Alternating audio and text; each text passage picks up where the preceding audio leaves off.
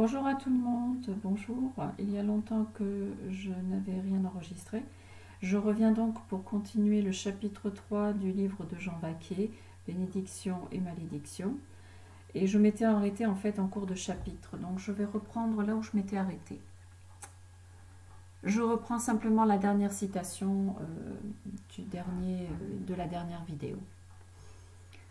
Sois vigilant et confirme tous ceux qui étaient près de mourir, car je ne trouve pas tes œuvres pleines devant mon Dieu.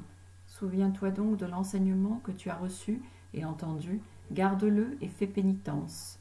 Si donc tu ne veilles pas, je viendrai à toi comme un voleur, sans que tu aies su à quelle heure je viendrai à toi. Apocalypse 3, 2, 3. Ici encore, Jésus-Christ nous intime et fait retentir à nos oreilles par la voix du prophète la nécessité de veiller, parce que nous nous trouvons dans des temps mauvais et dans un siècle plein de dangers et de calamités. L'hérésie reprend partout le dessus et relève la tête. Son corps se fortifie plus que jamais, et ses adeptes ont obtenu le pouvoir presque partout. Voilà ce qui fait que beaucoup de catholiques deviennent tièdes, que les tièdes font défection, et qu'un grand nombre conçoivent du scandale dans leur cœur. La guerre est aussi une des causes de l'ignorance, même dans les choses essentielles de la foi. La corruption des mœurs va croissant dans les camps et parmi les soldats, à qui sont rarement accordés de bons pasteurs, de bons prédicateurs et de bons catéchistes. De là vient que la génération se maintient rude, grossière et inflexible, ignorant tout ou presque tout, ne s'embarrassant ni de Dieu, ni du ciel, ni de ce qui est honnête. Ne connaissant que la rapine, le vol, le blasphème et le mensonge, elle ne s'étudie qu'à circonvenir le prochain. Dans la foi catholique, la plupart sont tièdes, ignorants, circonvenus par les hérétiques qui s'applaudissent de leur félicité, s'en réjouissent et tournent en dérision les vrais fidèles, qu'ils voient d'ailleurs affligés, appauvris et désolés. Car je ne trouve pas tes œuvres pleines devant mon Dieu. Ici, notre Seigneur Jésus-Christ parle comme homme et comme chef invisible de l'Église.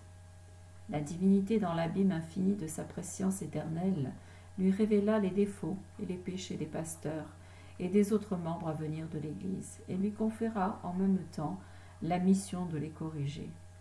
Jésus-Christ fonde donc son reproche sur le défaut de sollicitude pastorale que Dieu exige cependant des évêques et des prélats de l'Église. Souviens-toi de ce que tu as reçu et entendu, garde-le et fais pénitence. Parmi les catholiques, on en trouve peu qui reconnaissent leurs défauts et leurs péchés.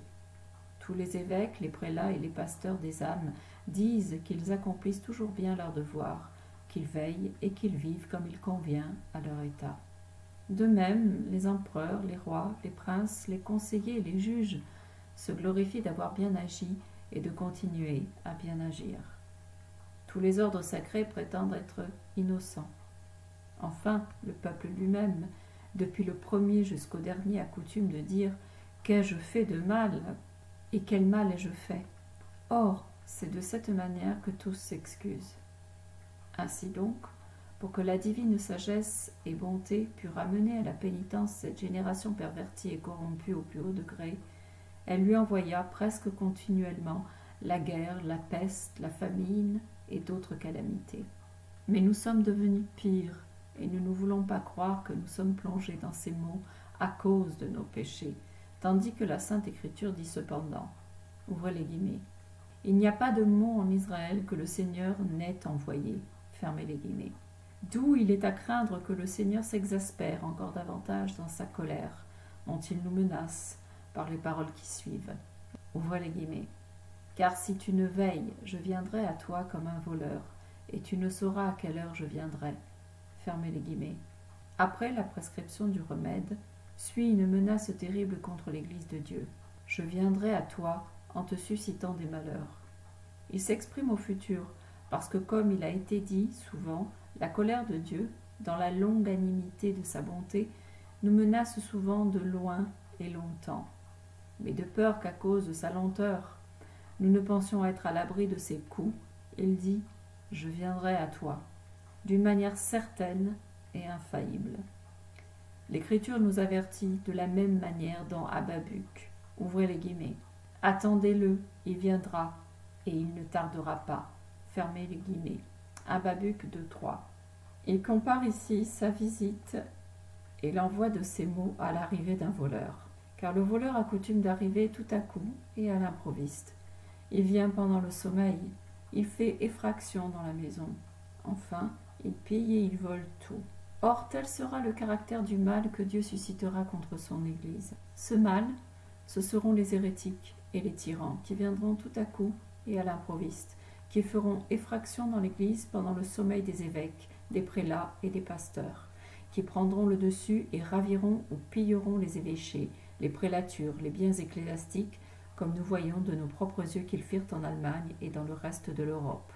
Je viendrai à toi comme un voleur, en suscitant contre vous les nations barbares et les tyrans, qui viendront tout à coup pendant que vous dormirez dans vos vieilles habitudes de volupté, d'impureté et d'abomination. Ils feront effraction et pénétreront jusque dans les forteresses et les garnisons. Ils entreront en Italie, ils dévasteront Rome, ils brûleront les temples et mineront tout, si vous ne faites pénitence, et si vous ne vous éveillez enfin du sommeil de vos péchés. Et tu ne sauras à quelle heure je viendrai. Jésus-Christ fait ici remarquer comme en passant l'aveuglement dont Dieu a coutume de frapper les princes du peuple, afin qu'ils ne puissent ni prévoir, ni prévenir les maux qui les menacent. Car ils cachent à leurs yeux, appesantis par le sommeil des voluptés, les maux et les vengeances qui doivent les assaillir. C'est donc en ce sens qu'il dit, ouvrez les guillemets, et tu ne sauras à quelle heure je viendrai, fermez les guillemets. C'est-à-dire que le temps de sa visite sera caché à tes yeux, et tu ne pourras plus prévenir le mal, ni te préparer au combat, parce que l'ennemi viendra rapidement et inondera tout, comme les eaux d'un fleuve impétueux, comme la flèche lancée dans l'air, comme la foudre, comme un chien rapide. Ouvrez les guillemets, tu as un petit nombre d'hommes à Sardes, qui n'ont point souillé leurs vêtements. Fermez les guillemets. Suis maintenant l'éloge ordinaire d'un petit nombre relativement à la multitude des hommes qui sont sur la terre. Sur une si grande quantité d'états divers et une si grande multitude d'hommes, il n'y en a qu'un petit nombre qui font exception et qui croient encore de tout leur cœur au Seigneur Dieu qui est dans les cieux. Il en est peu qui espèrent dans sa providence, qui servent Jésus-Christ selon l'état de leur vocation et qui aiment Dieu et le prochain. 6e période, Philadelphie. La 6e période est celle du grand monarque et du grand pape.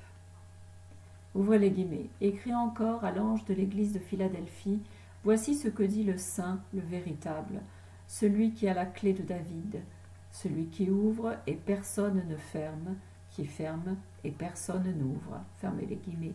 Apocalypse 3:7. La 6e période de l'Église commencera avec le monarque puissant et le pontife saint dont on a déjà parlé, et durera jusqu'à l'apparition de l'Antéchrist. Cette période sera celle de la consolation, dans laquelle Dieu consolera son Église sainte de l'affliction et des grandes tribulations qu'elle aura endurées dans la 5e période. Toutes les nations seront rendues à l'unité de la foi catholique. Le sacerdoce fleurira plus que jamais, et les hommes chercheront le royaume de Dieu et sa justice en toute sollicitude. Le Seigneur donnera à l'Église de bons pasteurs. Les hommes vivront en paix, chacun dans sa vigne et dans son champ. Cette paix leur sera accordée parce qu'ils se seront réconciliés avec Dieu même. Ils vivront à l'ombre des ailes du monarque puissant et de ses successeurs. Nous trouvons le type de cette période dans la 6e époque du monde, qui commença avec l'émancipation du peuple d'Israël et la restauration du temple et de la ville de Jérusalem, et dura jusqu'à la venue de Jésus-Christ. Car de même qu'à cette époque le peuple d'Israël fut consolé au plus haut degré par le Seigneur son Dieu et par la délivrance de sa captivité, que Jérusalem et son temple furent restaurés, que les royaumes, les nations et les peuples soumis à l'Empire romain furent vaincus et subjugués par César Auguste, monarque très puissant et très distingué, qui les gouverna pendant 56 ans, rendit la paix à l'univers et régna seul jusqu'à la venue de notre Seigneur Jésus-Christ. Et même après, ainsi dans la 6e période, Dieu réjouira son Église par la prospérité la plus grande. Car bien que dans la 5e période, nous ne voyons partout que les calamités les plus déplorables, tandis que tout est dévasté par la guerre, que les catholiques sont opprimés par les hérétiques et les mauvais chrétiens, que l'Église et ses ministres sont rendus tributaires, que les principautés sont bouleversées, que les monarques sont tués, et que tous les hommes conspirent à ériger des républiques, il se fait un changement étonnant par la main du Dieu Tout-Puissant, tel que personne ne peut humainement se l'imaginer. Car ce monarque puissant qui viendra comme envoyé de Dieu détruira les républiques de fond en comble. Il soumettra tout à son pouvoir et emploiera son zèle pour la vraie Église du Christ. Toutes les hérésies seront reléguées en enfer. L'empire des Turcs sera brisé, et ce monarque régnera en Orient et en Occident. Toutes les nations viendront et adoreront le Seigneur leur Dieu dans la vraie foi catholique et romaine. Beaucoup de saints et de docteurs fleuriront sur la terre. Les hommes aimeront le jugement et la justice. La paix régnera dans tout l'univers, parce que la puissance divine liera Satan pour plusieurs années, jusqu'à ce que vienne le fils de perdition, qui le délivrera de nouveau. C'est aussi à cette 6e période qu'en raison de la similitude de sa perfection se rapporte le 6e jour de la création, lorsque Dieu fit l'homme à sa ressemblance, et lui soumit toutes les créatures du monde pour en être le Seigneur et le Maître. Or c'est ainsi que dominera ce monarque sur toutes les bêtes de la terre, c'est-à-dire sur les nations barbares, sur les peuples rebelles, sur les républiques hérétiques, et sur tous les hommes qui seront dominés par leurs mauvaises passions. C'est encore à cette 6e période que se rapporte le 6e esprit du Seigneur, savoir, l'esprit de sagesse, que Dieu répandra en abondance sur toute la surface du globe en ce temps-là. Car les hommes craindront le Seigneur leur Dieu, ils observeront sa loi et le serviront de tout cœur. Les sciences seront multipliées et parfaites sur la terre. La Sainte Écriture sera comprise unanimement, sans controverse et sans erreur des hérésies. Les hommes seront éclairés tant dans les sciences naturelles que dans les sciences célestes. Enfin, l'Église de Philadelphie est le type de cette 6e période, car Philadelphie signifie amour du frère, et encore gardant l'héritage dans l'union avec le Seigneur. Or tous ces caractères conviennent parfaitement à cette 6e période, dans laquelle il y aura amour, concorde et paix parfaite, et dans laquelle le monarque puissant pourra considérer presque le monde entier comme son héritage. Il délivrera la terre avec l'aide du Seigneur son Dieu, de tous ses ennemis, de ses ruines et de ses maux. Voici ce que dit le Saint et le véritable, qui a la clé de David, qui ouvre et personne ne ferme, qui ferme et personne n'ouvre. Comme il a l'habitude de le faire dans la description de chaque période, saint Jean désigne encore ici, par ses premières paroles, quelques insignes de notre Seigneur Jésus-Christ. Un signe qu'il porte non seulement en lui-même, mais qu'il fait aussi briller extérieurement dans ses membres et dans son corps, qui est l'Église, d'une manière toute particulière dans cette 6e période. Voici ce que dit le Saint des Saints et le vrai homme-Dieu. C'est à cause de ces insignes infinis, qui sont la sainteté et la vérité, et qui appartiennent à notre Seigneur Jésus-Christ par l'hypostase divine, que tout genou doit fléchir devant lui, dans le ciel et sur la terre, et dans les enfers. Il est aussi appelé ici saint et vrai, en qualité de chef de ses membres de son corps, qui est l'Église, et aussi parce que son Église sera particulièrement sainte et vraie dans cette 6e période. Elle sera sainte parce que les hommes marcheront alors de tout leur cœur dans les voies du Seigneur, et qu'ils chercheront le royaume de Dieu en toute sollicitude. L'Église sera vraie parce qu'après que toutes les sectes auront été reléguées en enfer, elle sera reconnue pour vraie sur toute la surface de la terre. Ouvrez les guillemets. Qui a la clé de David? Fermez les guillemets. On entend par là la puissance royale et universelle que possède le Christ sur son Église, puissance qu'il conservera jusqu'à la consommation du siècle, en exécution de la volonté et des conseils de Dieu le Père. Ouvrez les guillemets. Tout pouvoir m'a été donné dans le ciel et sur la terre. Fermez les guillemets. De plus, il est dit ici que le Christ a la clé de David, parce que David et son règne furent la figure de Jésus-Christ et de son règne, comme on le voit dans les livres des prophètes. Ouvrez les guillemets. Qui ouvre et personne ne ferme, qui ferme et personne n'ouvre. Fermez les guillemets. Ces paroles expriment quel est le pouvoir de cette clé du Christ. C'est un pouvoir illimité et constitué sur sa seule puissance, pouvant distribuer les biens et les maux selon sa volonté. Les méchants ne peuvent pas empêcher le bien, et les bons ne sauraient empêcher les maux. Car il est dit des méchants dans saint Matthieu, les portes de l'enfer ne prévaudront pas contre elles. Et il est dit des justes dans Ézéchiel, que si ces trois hommes, Noé, Daniel et Jacob, se trouvent au milieu d'une nation qui aura péché contre le Seigneur, ils délivreront leurs âmes par leur propre justice. Ouvrez les guillemets, qui ferme et personne n'ouvre, fermez les guillemets. C'est-à-dire que, par contre, il fait disparaître en son temps les maux de son Église et lui rend les biens. Ensuite, il permet de nouveau les châtiments, et il n'y a personne qui puisse les ôter de sa main ou les empêcher, selon qu'il est écrit, ouvrez les guillemets. Quand vous la leur donnez, la nourriture, ils recueillent aussitôt. Que vous ouvrez vos mains, ils sont tous remplis de vos biens. Mais si vous détournez d'eux votre face, ils seront troublés. Vous leur ôterez l'esprit, et ils tomberont dans la défaillance, et ils retourneront dans leur poussière. Vous enverrez votre esprit, et ils seront créés, et vous renouvellerez la face de la terre. Psaume 103. J'ai ouvert une porte devant toi que personne ne peut fermer, parce que tu as peu de force, et cependant tu as gardé ma parole, et tu n'as point renoncé à mon nom. Ces paroles sont pleines de consolation. Elles décrivent la félicité future de cette 6e période, félicité qui consistera dans plusieurs particularités. Première particularité, dans l'interprétation vraie, claire et unanime de la Sainte Écriture.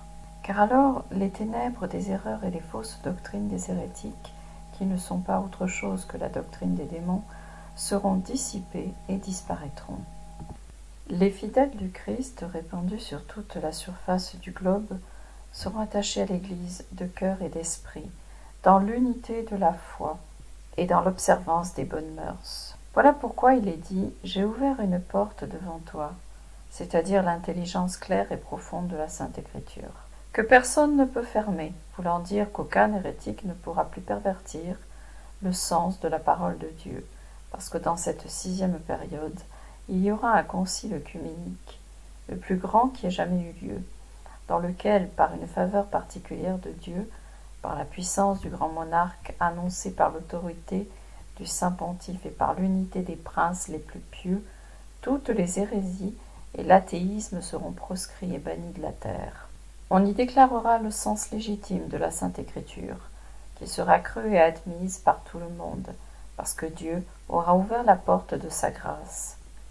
Cette félicité consistera dans un nombre immense de fidèles, car en ce temps-là, tous les peuples et les nations afflueront vers une seule bergerie, et y entreront par la seule porte de la vraie foi. C'est ainsi que s'accomplira la prophétie de saint Jean. Il y aura un seul troupeau et un seul pasteur. Et aussi cet autre de saint Matthieu. Cet évangile du royaume sera prêché dans tout l'univers, comme un témoignage pour toutes les nations. Et alors, la fin viendra. Or, c'est aussi dans ce sens qu'il est dit ici « J'ai ouvert une porte devant toi ». La porte de la foi et du salut des âmes, porte qui était fermée à une quantité innombrable d'hommes pendant la 5e période, à cause des hérésies et des abominations des pécheurs. C'est pour cela qu'alors la bergerie était restreinte, avilie, humiliée et méprisée au plus haut degré. Mais maintenant, la porte est ouverte devant toi. Elle est ouverte à tous, comme le grand portail d'un palais royal, lorsqu'il n'y a ni ennemi ni sédition à redouter. Cette félicité consistera dans la multitude des prédestinés. En effet, un grand nombre de fidèles seront sauvés dans ce temps-là, parce que la vraie foi éclatera de splendeur et que la justice abondera. J'ai ouvert une porte devant toi, la porte du ciel que personne ne peut fermer jusqu'au temps fixé. Le texte latin commence par la particule ecce, voici, parce que ce mot excite notre esprit à concevoir quelque chose de grand et d'admirable dans cette œuvre que Dieu opérera pour notre consolation, notre bonheur et notre joie spirituelle. Voilà pour la lecture de cette vidéo. Nous arrivons à la fin. La prochaine vidéo évoquera le grand monarque.